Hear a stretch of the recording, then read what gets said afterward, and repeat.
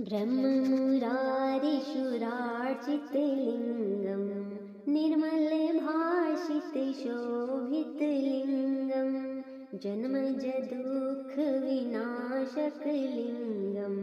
तत्प्रणमामि सदा शिवलिङ्गं तत्प्रणमामि सदा शिवलिङ्गं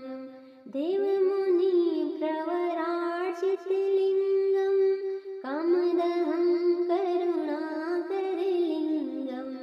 रावणदर्पविनाशनलिङ्गं तत्प्रणमामि सदा शिवलिङ्गं तत्प्रणमामि सदा शिवलिङ्गं सर्वसुगन्धिषुलेपितलिङ्गं बुद्धिविवर्धनकारणलिङ्गं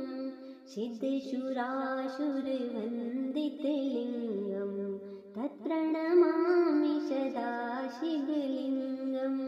तत्प्रणमामि सदा शिवलिङ्गं कनकमहामणिभूषितलिङ्गं फणिपतिवेष्टितशोभितलिङ्गं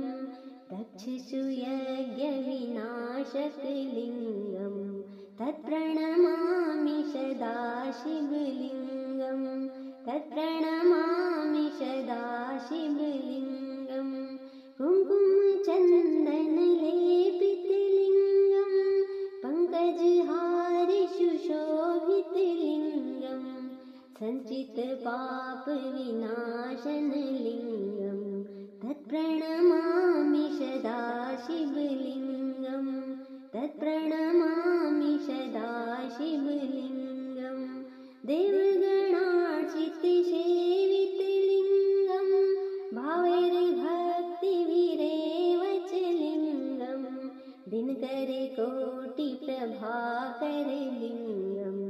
तत्प्रणमामि सदा शिवलिङ्गं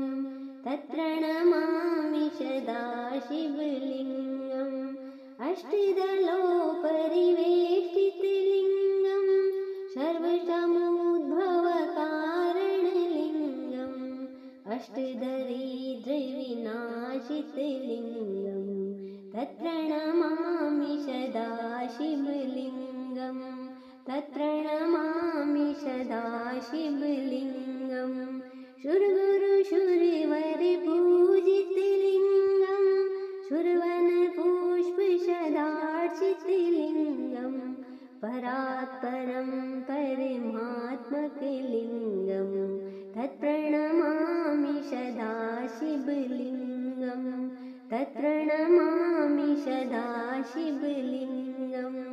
तत्प्रणमामि सदा शिवलिङ्गं लिङ्गाष्टकमिदं पुण्यं यः पठे शिवसन्निधौ शिवलोकमवाप्नोति शिवेन सह मोदते।